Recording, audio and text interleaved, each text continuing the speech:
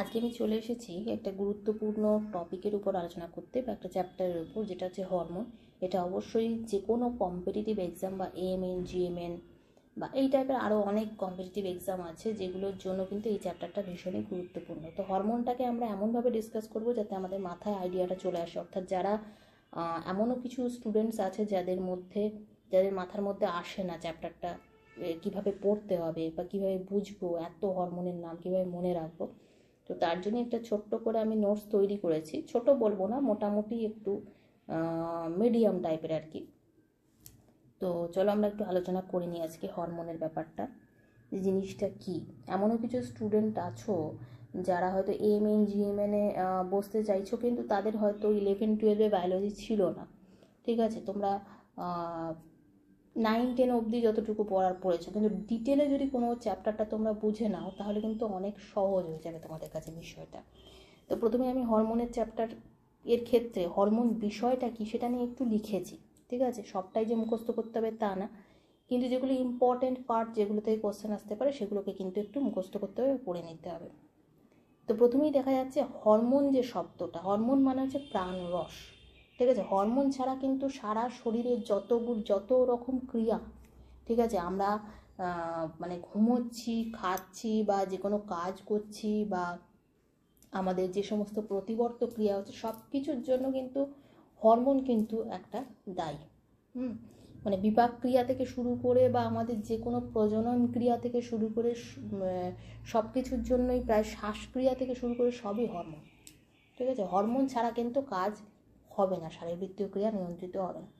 তো হরমোনের ক্ষেত্রে এটা অবশ্যই একটা ইংরেজি নাম, আমরা হরমোন তো নিশ্চয়ই গ্রিক শব্দ, আমরা হরমোনটা হঠাৎ করে তো পাই, গ্রিক শব্দ এটা একটা। এবং হরমোন মানে হচ্ছে প্রাণরস, এক ধরনের জৈব রাসায়নিক তরল, যা শরীরের কোনো কোষ বা গ্রন্থি থেকে, গ্রন্থি অর্থাৎ গ্ল্যান্ড, ঠিক আছে, যারা হয়তো ইংলিশে একটু বুঝতে পারো বা বাংলাটা অসুবিধা হয় তাদের ক্ষেত্রে আমি একটু ইংলিশ মাঝে মাঝে বলে দেবো। তো কোষ বা গ্রন্থি বা গ্ল্যান্ড যেটা, সেখান থেকে শরীরে একটি নির্দিষ্ট অংশে নিঃসারিত হয়ে রক্তরস বা ব্যাপন প্রক্রিয়ায় উৎপত্তি স্থল থেকে দূরে বাহিত হয়ে দেহের বিভিন্ন বিভাগীয় ক্রিয়া নিয়ন্ত্রণ করে এবং ক্রিয়ার পথ ধ্বংসপ্রাপ্ত হয়। অর্থাৎ হরমোনের মেইন যে বিষয়বস্তু আর সেটা হচ্ছে যে ক্রিয়ার পর এই যে ধ্বংসপ্রাপ্ত হয়, এটা হচ্ছে ভেরি ইম্পর্টেন্ট, এটা পড়তে হবে। কারণ হরমোন কিন্তু উৎসেচকের মতো নয়, হরমোন উৎসেচকের থেকে সম্পূর্ণ আলাদা।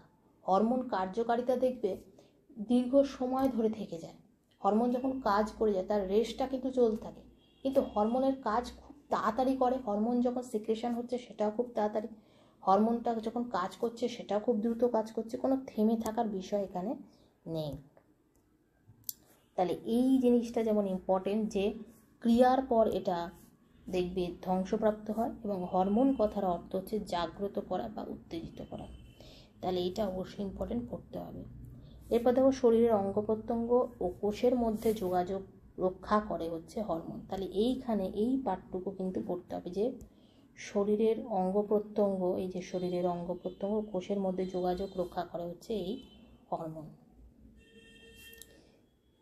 শারীরবৃত্তীয় ক্রিয়া, যে প্রক্রিয়াগুলো বা আচরণিক কাজ, যেমন পরিপাক, শ্বাস গ্রহণ, ঘুম, এই মাত্র যেগুলো আমরা বলে থাকলাম, প্রজনন বা চলাফেরা মানুষের, ঠিক আছে, বৃদ্ধি, গ্রোথ, অর্থাৎ আমাদের গ্রোথের জন্য কিন্তু হরমোন দরকার বা হরমোনের একটা ব্যাপক ভূমিকা আছে, এখান থেকে আমাদের পুরোটাই পড়তে হবে। আর মেরুদণ্ডী প্রাণীদের ক্ষেত্রে এন্ডোক্রিন গ্রন্থি, এন্ডোক্রিন বা অন্তঃক্ষরা, এটা কিন্তু বহিঃক্ষরা না, এটা হচ্ছে অন্তঃক্ষরা। বলতে হবে যে প্রত্যঙ্গ বা এন্ডোক্রিন বা সংকেত বহন ব্যবস্থা হরমোন বিষয়, এখানে ছোট্ট করে আর কি পড়ে নেওয়ার বিষয়, জাস্ট কিভাবে হরমোনটা কাজ করছে। এন্ডোক্রিন মানে কি, অর্থাৎ এন্ডোক্রিন মানে হচ্ছে রক্তে যা সরাসরি মিশে যায় সেটাই হলো এন্ডোক্রিন। বেশিরভাগ হরমোনই নিঃসৃত হয় এন্ডোক্রিন গ্রন্থি থেকে। এবং আর কি দেখতে পাচ্ছি, এর বিপরীত হচ্ছে এক্সোক্রিন বা বহিঃক্ষরা। এইমাত্র বললাম যে এই হরমোন নিঃসৃত হয় শরীর মধ্যস্থ বিভিন্ন নালী বা ডাক্ট নিয়ে। এক্সোক্রিন গ্রন্থি হতে উৎপাদিত কিছু হরমোন শরীরের বাইরে নিঃসৃত হয়। তাহলে এই এক্সোক্রিন থেকেও হরমোন বেরোচ্ছে, কিন্তু খুব একটা না, এটা এন্ডোক্রিন কিন্তু সেগুলো শরীরের বাইরে নিঃসৃত হয়। এবার হরমোন আমাদের মেন পড়তে হবে আর একটা বিষয়, সেটা হচ্ছে এটা খুব মনে রাখার বিষয় সেটা হচ্ছে হরমোন কিন্তু প্রথম আবিষ্কৃত হয় 1902 সালে, এবং সেটি ছিল সিক্রেটিন হরমোন। তার মানে প্রথম হরমোনটা হয়ে গেল সিক্রেটিন হরমোন। 1905 সালে কিন্তু হরমোন যে শব্দটা সেটা কিন্তু ব্যবহৃত হয়। 1902 সালে কিন্তু আবিষ্কৃত হয়েছে, কিন্তু 5 সালে হরমোন শব্দটা ব্যবহৃত হয়। ঠিক আছে, দুটো জিনিসের মধ্যে তফাৎ আছে। একটা হচ্ছে যে আমরা চিনতে পারলাম যে হ্যাঁ একটা কিছু বেরিয়ে আসছে, তো এটার নাম যে হরমোন সেটা আমরা জানতাম না। তাহলে এটা একটা কিছু বেরিয়ে আসছে, সেটা কি না সিক্রেটিন হরমোনটা আমরা পরে বুঝতে পারছি, হ্যাঁ একটা হরমোন বেরিয়ে আসছে যেটা শরীরের এরকম বিভিন্ন ক্রিয়াকলাপকে নিয়ন্ত্রণ করছে। আর 1905 সালে বলা হলো যে না এটা হচ্ছে আমাদের সেই হরমোন। ঠিক আছে, আচ্ছা এখানে এবার ডিসকভারার পড়তে হবে, অর্থাৎ এই ভেরি ইম্পর্টেন্ট যে কে ডিসকভার মানে আবিষ্কার কে করেছে। ডিসকভারার বলছি মানে আবিষ্কার কে করেছে, সায়েন্টিস্টের নাম কি, বেলিস এবং স্টার্লিং। খুব ভেরি ইম্পর্টেন্ট, বেলিস এবং স্টার্লিং কিন্তু এই মানে যে হরমোন শব্দটা মানে বা হরমোনের যে আবিষ্কারক, অর্থাৎ এটা কিন্তু আসবেই পরীক্ষায়, বেলিস এবং স্টার্লিং করলো। এবং এখানে ডেফিনেশনটা অবশ্যই পড়তে হবে। কি বলছে ডেফিনেশনটা হচ্ছে জীবদেহের নির্দিষ্ট কোষ সমষ্টি থেকে নিঃসৃত যে জৈব যৌগ দেহের দূরবর্তী এলাকায় পরিবাহিত হয়ে জীবের সীমিত বা বিস্তৃত অঞ্চলে শারীরবৃত্তীয় ক্রিয়াকলাপ বিশেষভাবে নিয়ন্ত্রণ করে, তাকে হরমোন বলে। তাহলে এখানে একটা কথা আসতে পারে যে নির্দিষ্ট কোষ সমষ্টি থেকে নিঃসৃত হয়ে যে জৈব যৌগ দেহের দূরবর্তী এলাকায়, তাহলে দূরবর্তী এলাকা শুধু বলে নয়, এটা নিকটবর্তী এলাকাতেও কাজ করছে, মানে যেখানে উৎপত্তি হচ্ছে উৎপত্তি স্থলের ওইখানে ক্রিয়া করছে নিকটে, আবার সেখান থেকে দূরে চলে যাচ্ছে গিয়ে একটা সীমিত মানে হচ্ছে একটা ক্ষুদ্র অঞ্চল হতে পারে, বা বিস্তৃত মানে ছড়িয়ে পড়ে সে কাজটা কিন্তু করতে পারে। মানে হরমোনের এটা কিন্তু একটা গুণ, এবং শারীরবৃত্তীয় ক্রিয়াকলাপকে বিশেষভাবে সেটা নিয়ন্ত্রণ করে। এবং এখানে আর কি পড়তে হবে না, আমাদের হরমোনের যে বৈশিষ্ট্য আছে সেগুলো পড়তে হবে। অর্থাৎ এই যে কি বৈশিষ্ট্য, দেখো এখানে ইয়েলো কালি দিয়ে মার্ক করা আছে, ভালো করে বুঝতে হবে যে এখানে কিন্তু প্রত্যেকটা একবার করে দেখে নিতে হবে, কিন্তু ইয়েলো কালি দিয়ে মার্ক করাগুলো ভেরি ভেরি ইম্পর্ট্যান্ট। কি প্রথমত আমি 1 নম্বরটা বলি, হরমোন একরকম জটিল জৈব পদার্থ। জৈব পদার্থ তো অবশ্যই হবে, জীবদেহে খরিত হচ্ছে, এবং জটিল মানে বুঝতে পারছো যে সেটা জটিল হওয়ার কারণে এত কার্যকারিতা বা এত ক্রিয়া বা এত শারীরবৃত্তীয় ক্রিয়াকে নিয়ন্ত্রণ করতে পারছে। হরমোন জীবদের নির্দিষ্ট কলা বা গ্রন্থিতে সংশ্লেষিত বা নিঃসৃত হয়। উৎপত্তি স্থান থেকে হরমোন দূরে পরিবাহিত হয়। আমরা বলেছি যে উৎপত্তি স্থান থেকে সেটা দূরেও ক্রিয়া করতে পারে বা কাছে থেকেও কোনো ক্রিয়া করতে পারে। অধিকাংশ হরমোন জলে দ্রবণীয় মানে জলের মধ্যে মিশে যায়, তাই সংবহনতন্ত্রের মাধ্যমে পরিবাহিত হতে পারে। এটা স্বল্প মাত্রায় হরমোন নির্দিষ্ট জৈব পদ্ধতিতে প্রভাবিত করতে পারে। একই কলা বা গ্রন্থি থেকে বিভিন্ন রকম হরমোন নিঃসৃত হতে পারে, অর্থাৎ একই কলা বা গ্রন্থি সেখান থেকে বিভিন্ন রকম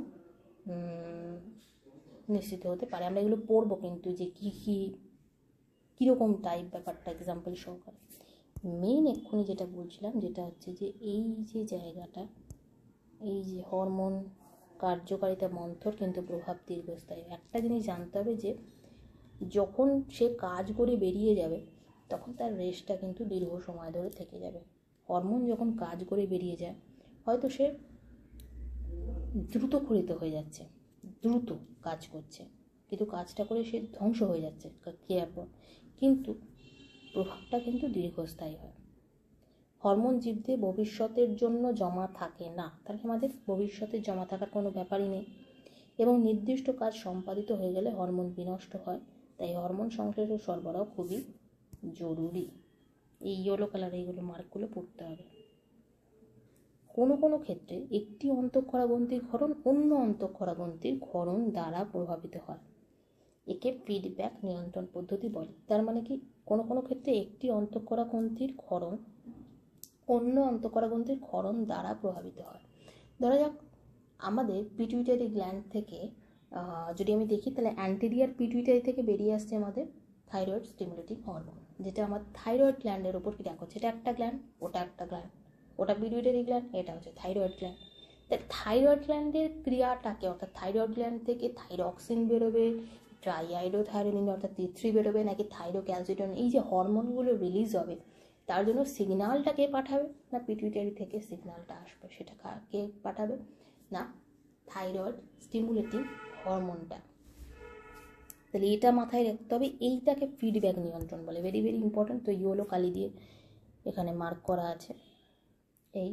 আচ্ছা, তারপরে 12 নম্বরটা কি বলছে, এদের রাসায়নিক প্রকৃতি যে বৈচিত্র্য দেখা যায়, রাসায়নিক প্রকৃতিতে বৈচিত্র্য কীরকম ধরনের, দেখো কোনোটা মানে একই রকম তো আমরা দেখতে পাবো না, কোনোটা হয়তো প্রোটিন জাতীয়। প্রোটিন জাতীয় কোনটা, যেমন গ্রোথ হরমোন, গ্রোথ হরমোনের মধ্যে যেমন সোমাটোট্রপিক হরমোন, একদম সোজা ভাষায় STH আমরা বলে থাকি। তো এই হরমোনটা আমাদের প্রোটিন জাতীয়। স্মল পেপটাইড জাতীয় কোনটা না অক্সিটোসিন। আমরা জানি যে পিটুইটারি গ্ল্যান্ডের যে পশ্চাৎ পিটুইটারি অংশ, সেই পশ্চাৎ পিটুইটারি অংশ থেকে আমাদের অক্সিটোসিন, ভেসোপ্রেসিন মানে অ্যান্টি ডাইইউরেটিক হরমোন। তাহলে এই অক্সিটোসিনটা যেটা, সেটা হচ্ছে একটা পেপটাইড জাতীয় হরমোন। কোনোটি আমাদের স্টেরয়েড জাতীয়, যেমন আমাদের টেস্টোস্টেরন, ইস্ট্রোজেন, প্রোজেস্টেরন, এগুলো সমস্ত হচ্ছে স্টেরয়েড জাতীয় হরমোন। দুটি অ্যামাইনো অ্যাসিড ঘটিত পদার্থ। অনেকে বলতে পারো যে একটি বা দুটি অ্যামাইনো অ্যাসিড ঘটিত মানে কি, অর্থাৎ অ্যামাইনো অ্যাসিড দিয়ে কিন্তু প্রোটিনের স্ট্রাকচারটা তৈরি হয়। তাহলে সেখানে একটা অ্যামাইনো অ্যাসিড দিয়ে তৈরি হলো বা দুটো অ্যামাইনো অ্যাসিড দিয়ে যখন হরমোনটা তৈরি হবে, সেরকম দ্বারা একটা উদাহরণ হচ্ছে অ্যাড্রিনালিন এবং থাইরক্সিন। কেউ বা ফ্যাটি অ্যাসিড লব্ধ পদার্থ অর্থাৎ প্রোস্টাগ্ল্যান্ডিন উদাহরণ। ইয়েলো কালারগুলো কিন্তু ভেরি ভেরি ইম্পর্টেন্ট, এগুলো কিন্তু মাস্ট পড়তে হবে। এই বিভিন্ন প্রকার হরমোনের কিন্তু পুরো নাম পড়তে হবে এখানে, তার মধ্যে ইয়েলো কালার দিয়ে কিন্তু খুব ইম্পর্টেন্ট করে মার্ক করা আছে। প্রথমেই দেখতে পাচ্ছ যে গ্রোথ হরমোন, রিলিজিং হরমোন, যেটা GH। এই রিলিজিং হরমোন যখন বলবে তখন জানবে এটা হাইপোথ্যালামাস থেকে রিলিজ হচ্ছে এবং কন্ট্রোল করবে কিন্তু গিয়ে পিটুইটারিকে। হাইপোথ্যালামাসকে আমরা সুপ্রিম কমান্ডার বলতে পারি, যেহেতু পিটুইটারি গ্ল্যান্ডের ক্রিয়াকেও নিয়ন্ত্রণ করে। তাই সবসময় মনে রাখতে হবে পিটুইটারি গ্ল্যান্ডকে আমরা যেমন মাস্টার গ্ল্যান্ড বলি বা প্রভুবন্তী বলি, হ্যাঁ, সেরকম প্রভুরও প্রভু থাকছে, অর্থাৎ সুপ্রিম কমান্ডার, যেটা হচ্ছে আমাদের হাইপোথ্যালামাস। তো ধরো যাক GnRH মানে গোনাডোট্রপিন রিলিজিং হরমোন, মানে গোনার থেকে যে সমস্ত হরমোন রিলিজ হয়, যেমন oestrogen, progesterone, LH, luteinising hormone, follicular stimulating hormone, অনেক কিছু হরমোন আছে। সেগুলো যখন করতে হবে তাকেও কন্ট্রোল করার একজন থাকবে, সেটাকে না হাইপোথ্যালামাস জোনটা আমি যদি ধরি, তাহলে হাইপোথ্যালামাস আবার পিটুইটারি ক্ষরণকে কন্ট্রোল করে দিচ্ছে। এইবারে হয়ে গেল আমাদের প্রোল্যাক্টিন ইনহিবিটিং হরমোন। এরমভাবে লেখা আছে যে ইংলিশের নামগুলো একটু পড়ে রাখতে হবে, যারা একটু বেশি পড়তে চাইছো তাদের তো পড়তেই হবে। এছাড়া ছোটো এগুলো কিন্তু শর্ট প্রশ্ন আসে অনেক, এই যে প্রোল্যাক্টিন রিলিজিং হরমোন। তারপর দেখো এই যে মেলানোসাইট স্টিমুলেটিং হরমোন, যেটা আমাদের মধ্য পিটুইটারি থেকে বেরিয়ে আসে। থাইরয়েড স্টিমুলেটিং হরমোন, এটা আমাদের বেরিয়ে আসে অ্যান্টেরিয়র পিটুইটারি থেকে। অ্যাড্রিনোকর্টিকোট্রপিক হরমোন অ্যান্টেরিয়র পিটুইটারি থেকে বেরিয়ে আসে। Growth hormone anterior, STH, GTH, FSH, LH, ICSH, এগুলো সবই কিন্তু অ্যান্টেরিয়র পিটুইটারি। তাহলে পস্টেরিয়র পিটুইটারি থেকে কী বেরিয়ে আসে প্রশ্ন আসতে পারে। পস্টেরিয়র পিটুইটারি থেকে বেরিয়ে আসে এই যে অ্যান্টি ডাইউরেটিক হরমোন, ঠিক আছে, এটা হচ্ছে অ্যান্টি ডাইউরেটিক হরমোন। এটা লেখাটা এখানে একটু কঠিন হয়ে যায়, তবু চেষ্টা করছি। এইটা হচ্ছে অ্যান্টি, ঠিক আছে, অ্যান্টির পর হচ্ছে এখানে হচ্ছে ইউরেটিক অ্যান্টি ডাইউরেটিক হরমোন। আচ্ছা, এবার আমরা পড়ব হচ্ছে হরমোনের শ্রেণীবিন্যাস, ঠিক আছে। চ্যাপ্টারটা কিন্তু অনেকটাই বড়, ধীরে ধীরে পড়তে হবে, একদিনে পড়ার কাজ নয় এটা। রাসায়নিক প্রকৃতি অনুযায়ী এইমাত্র আমরা যেগুলো বিশ্লেষণ করেছিলাম যে রাসায়নিক প্রকৃতি অনুযায়ী সে একরকম নয়, কোনোটা প্রোটিন জাতীয়, কোনোটা অ্যামাইনো অ্যাসিড জাতীয়, কোনোটা পেপটাইড জাতীয়। তো এইগুলোকে আমরা একটু ভাগ করে পড়ব। দেখো, রাসায়নিক প্রকৃতি অনুযায়ী প্রোটিন জাতীয়, তাহলে প্রোটিন জাতীয় আমাদের কি কি আসছে না STH, বৃদ্ধি পোষক হরমোন যেটা, ঠিক আছে। এই হয়তো বললাম সোমাটোট্রপিক হরমোন, ঠিক আছে, বাংলায় বলছি বৃদ্ধি পোষক, কিন্তু আসলে নামটা হচ্ছে somatotropic hormone STH। TSH thyroid উদ্দীপক হরমোন, ঠিক আছে। এখানে নন এনটা চলে গেছে, দন্তের নট অ্যাকচুয়ালি চলে গেছে, এখানে একটা ন আসবে। তো এই STH, TSH, ACTH গোনাডোট্রপিক, এটা অ্যাড্রিনোট্রপিক, এটা ভুল হয়েছে, এখানে হয়ে যাবে অ্যাড্রিনোকর্টিকোট্রপিক হরমোন। তো আগেরটা লিখে নেবে, এটা হচ্ছে অ্যাড্রিনো, ঠিক আছে, কর্টিকো অ্যাডিনোকর্টিকোট্রপিক হরমোন, ঠিক আছে, ট্রপিক হরমোন। তো অ্যাডিনোকর্টিকোট্রপিক হরমোন, যেমন GTH গোনাডোট্রপিক হরমোন, FSH কোনগুলো, মোট কথা নামগুলো মনে রাখবে, যে প্রোটিন জাতীয় কোনগুলো, ফলিকুলার স্টিমুলেটিং হরমোন, ঠিক আছে। এটা ফলে ডিম্বথলি উদ্দীপক হরমোন, ঠিক আছে, এগুলো নাম মনে রাখতে হবে। LH, LTH, ঠিক আছে। মানে এগুলো কিন্তু এই যে তোমার গোনাডোট্রপিক হরমোনের মধ্যে কিন্তু এগুলো পড়ে যায়। দেখো এই যে এগুলো আছে না, এই যে বুলেট করা আছে, তো এটা ধরো অ্যারো, তো এর আন্ডারে দেখো, এর আন্ডারে কিন্তু আছে কে, গোনাডোট্রপিক হরমোনের আন্ডারে আছে যে FSH, তারপরে আছে LH, যে যেরকম গ্রিন কালার দিয়ে মার্ক করেছি, LH, LTH, এটা কিন্তু মার্ক করে নেবে, ঠিক আছে। তোমরা লিখে নিলে যে আগে GTH, ঠিক আছে। তা GTH এর আন্ডারে কে কে আছে না, LH, LTH, FSH, ঠিক আছে, ইত্যাদি মার্ক করে নেবে, নিচে লিখে নেবে। এগুলো এর আন্ডারে আছে বলে গ্রিন কালি দিয়ে মার্ক দিয়ে বুলেট করা আছে। আচ্ছা, এরপরে দেখো হিউম্যান কোরিওনিক গোনাডোট্রপিক হরমোন বা গোনাডোট্রপিন।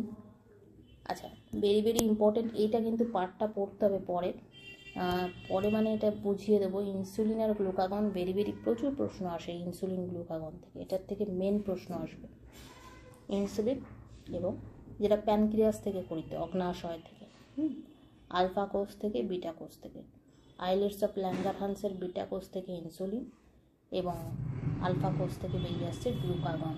এই গ্লুকাগন বানানটা একটু দেখে নিতে হবে, এটা অ্যাকচুয়ালি গয়লয় হর্ষ,